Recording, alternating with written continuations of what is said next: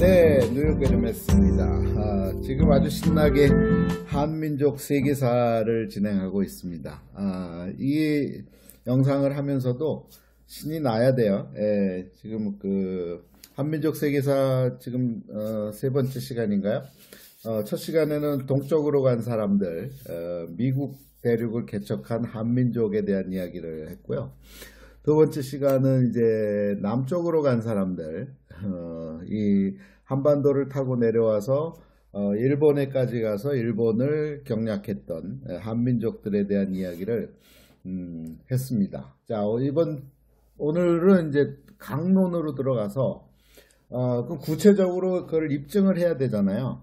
그러니까 남쪽으로 간 사람들의 후속편의 몇 편이 나올 것 같은데, 자, 그 중에 이제 오늘 진행하려고 하는 거는 요즘에 유튜브에 인기 있는 그 컨텐츠들이 굉장히 많은데, 그 중에 일본에서 나온 그 컨텐츠 중에 이 사람이 있어요. 제가 영상으로 보여드릴 텐데, 지금 보시는 이 풀네임은 나카타 아츠히코인가 그래요. 나카타라는 사람이에요. 나카타 그러면 축구선수 이름이 갑자기 생각이 나네. 나카타 아츠히코라고 하는 사람인데, 이 사람이 한 3년 전 코로나 시작하면서 이제 일거리가 떨어지니까 이 유튜브를 시작을 했어요. 그런데 그게 처음에는 뭐 별로 인기가 없더니 갑자기 막 대박을 치는데, 그래서 현재 지금 3년이 지난 지금 구독자 수가 몇백만이에요. 구독자 수가 한번 보면 500만 명이 넘었어요. 야, 대단하네요. 500만 명이 넘었고, 하나 올릴 때마다 뭐 조회수가 지금 띄워드린 화면만 해도 800만이 넘었어요. 조회수가. 그게 대단한 인기몰이를 하고 있는, 원래 이 사람은 배우입니다. 일본의 개그맨이에요, 사실은. 그러니까 그 연예인인데, 연예인 중에서도 해학을, 재밌는 이야기를 하는 개그맨 쪽에 해당되는 배우였어요. 그러니까 이런 류의 사람들은 사실은 이야기꾼이죠. 그러니까 이야기꾼. 그러니까 적성에 딱 맞는 거를 유튜브에서 찾은 거죠. 그래서 이 사람이 지금 이 분야가 뭐 다양합니다. 근데 이제 제가 주목한 곳은 이제 역사, 일본 역사를 이 사람처럼 재미있게 짧게 얘기한 사람이 저는 본 적이 없어요. 그래서 이 사람 거를 좀 바탕으로 깔고 거기에서 이 한국인의 그 한민족의 일본 지배했던, 경략했던, 일본을 경영했던 이야기들을 이 사람의 자료를 갖고, 이 사람이 내놓은 그 서판을 갖고 거기에 준해서, 왜냐하면 역사를 너무 콤팩트하게 짧게, 그리고 핵심만 뭐 군더더기 하나도 안 붙이고 중요한 부분만 이제 언급을 했기 때문에, 그것만 갖고 얘기해도 사실은 수시간, 뭐 수십 시간 얘기할 수 있는데, 가장 짧은 시간에 해보도록 하겠습니다. 자, 나카타 아츠히코노 이거의 그 유튜브 대학이라는 이제 그러니까 유튜브에서 나카타 아츠히코라는 사람을 치시면 돼요. 그래서 지금 보시는 화면은 이제 일본의 신화, 고사기라고 하는 신화 첫 번째 편을 이제 펼치긴 했는데, 제가 참고로 하려는 거는 이제 이 사람 영상을 띄워드리겠다는 게 아니고, 이 사람이 정리한 이 서판, 이게 너무너무 간결하게 짧게 아주 핵심만 잘 집어서 얘기하고 있기 때문에 거기에 준해서 지금 얘기를 해보려고 합니다. 자, 보기 좋게 원래는 이제 일본말로만 적혀 있었는데, 이렇게 일본말로만 적혀 있었는데, 이거를 제가 우측에는 이제 한글로 친절하게 번역을 했습니다. 왜냐하면 한글로 해야 또 보시니까.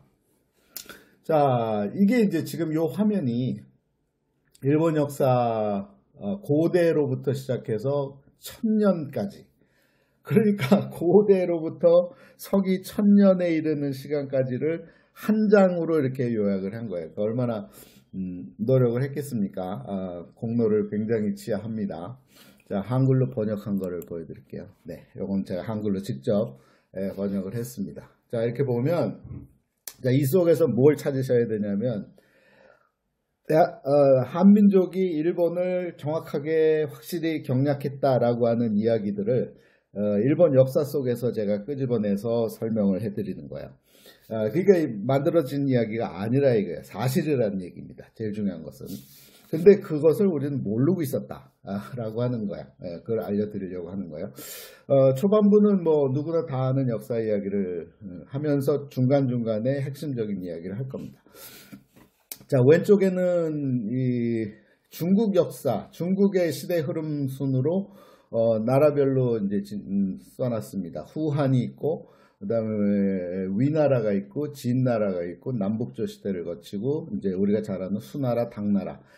저는 아마도 이제 수나라, 당나라 때 이야기를 많이 하게 될 것 같아요. 그 이전의 고대 이야기는 별로 할 얘기가 없습니다. 그리고 실제로 이 한민족이 일본 땅으로 넘어가서 살기 시작하는 시점은 고대가 맞긴 한데, 고대 시대, 이 조몬 시대, 저는 이제 이거 한자 보면서 얘기할 거지만 이제 한글로 보실 분들은 우측을 보시면 됩니다. 똑같은 거를 한글로 번역을 해 놓은 거니까.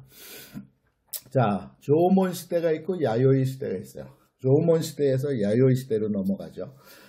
조몬 시대의 사람들은 이전에 일본 땅에서 살았던 원주민들이 주로 구성을 하고 있는 거고요. 그 다음에 야요이 시대가 되면, 야요이 시대는 이 한반도 쪽에서, 중국 땅에서 한반도 쪽에서 넘어간 사람들, 그 도레인이라 그럽니다.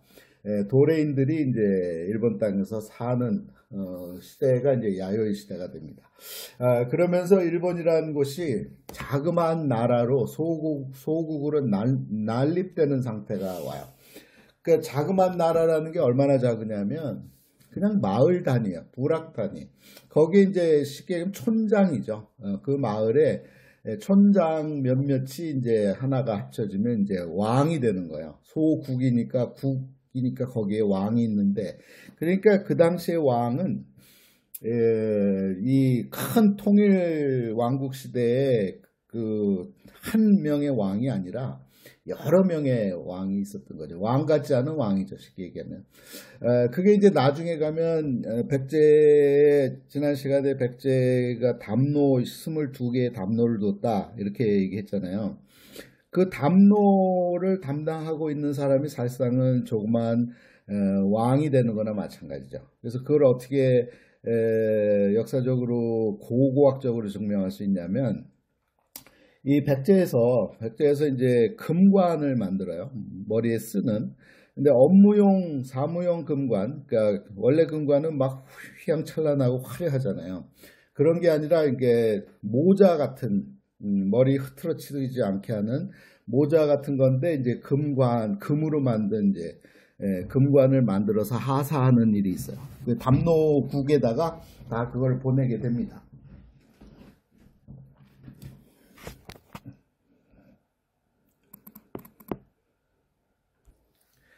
그 업무용 금관을 이제 각 담로에다가 보내게 되는데, 그 유물들이 이곳저곳에서 담로가 22개나 있었기 때문에 발견이 돼요. 그 한반도에서도 저 밑에 고흥 땅에 있었던 이제 거기서 출토된 그 왕관, 업무용 왕관을 보면 그게 똑같은 것이 백제 땅에서도 발견이 되고 일본 땅에서도 발견이 되는 거죠. 그래서 일본에도 담로가 있었다라는 걸 이제 입증하게 되는 거죠. 오늘날 그 금관의 형태는 누가 쓰고 있냐면, 오늘 2023년에도 쓰고 있습니다. 누가 쓰냐면, 일본은 이제 신토라고 하는 이제 진자, 사찰이 아니고 절이 아니고 이제 그 신사가 있잖아요.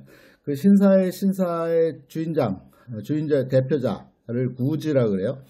구지들이 쓰고 있는 것들이, 그 나중에는 이제 큰 행사가 생기면은 일본 천황이 그걸 씁니다. 그것이 바로 원형이 바로 백제에서 담로에다가 보냈던 왕관의 모양을 그대로 지금도 쓰고 있습니다.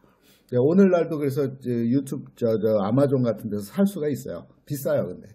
어쨌든 그 얘기를 잠깐 해드리고, 그래서 소국으로 난립이 되어 있었던 상태에서 이제 서서히 국가 체계를 갖추게 되는 게 이제 야마타이코쿠라고 하는 것이 생기는데, 이 야마타이코쿠는 사실은 야마토하고 직접 연결이 된다 이렇게 보는 것 같아. 이것을 쓰고 있는 나카타는. 그래서 퀘스천 마크를 다른 거예요. 야마타이코쿠가 결국 야마토가 아니냐. 사실은 야마타이코쿠는 그러니까 이 사람은 한국을 모르기 때문에 그러니까 옛 조선, 그러니까 한반도를 모르기 때문에, 백제를 모르고 고구려를 모르기 때문에 이제 퀘스천을 다는 거예요. 우리는 알죠. 야마타이코쿠를 지배했던 인물이 있어요. 여왕이 있는데 여기 이제 오른쪽에 가면 히미코라고 나오거든요. 예, 히미코가 한반도에서 넘어간, 대륙에서 넘어간, 반도에서 넘어간 여인이거든요. 그 여인이 이제 이 소국들 중에서 야마타이코쿠를 지배했다고 하는 이야기가 이제 일본에서 나오는데, 어디서 왔는지를 이 사람들은 몰라요. 근데 우리는 알죠. 우리 땅에서 넘어갔으니까. 자, 그래서 그 다음에 이제 정식으로 이제 등장하는 게 야마토 정권이 등장을 합니다. 야마토 정권부터가 이제 시대로 얘기하면은 이 삼국시대, 삼국시대의 한 중반이 이제 야마토 정권이거든요. 그리고 이제 오사카에 있는 이제 아스카 이제 야마토부터가 이제 오사카 지역인데, 아스카 시대가 오죠.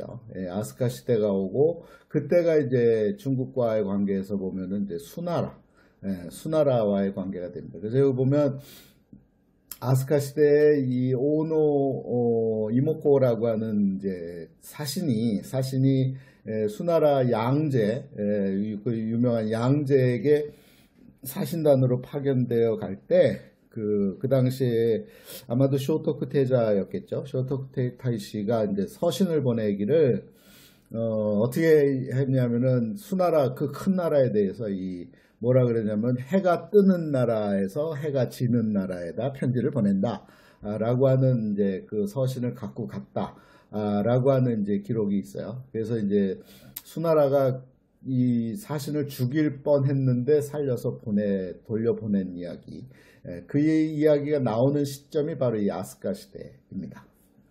아스카 시대 지나면 이제 헤이조교 시대가 와요. 이게 이제 나라 시대예요. 그러니까 일본 가면 오사카가 있고 나라가 있고 교토가 있어요. 이제 오사카 전체 부분은 이제 아스카 시대 정도에 해당된다고 보면, 헤이조교 시대는 이제 나라.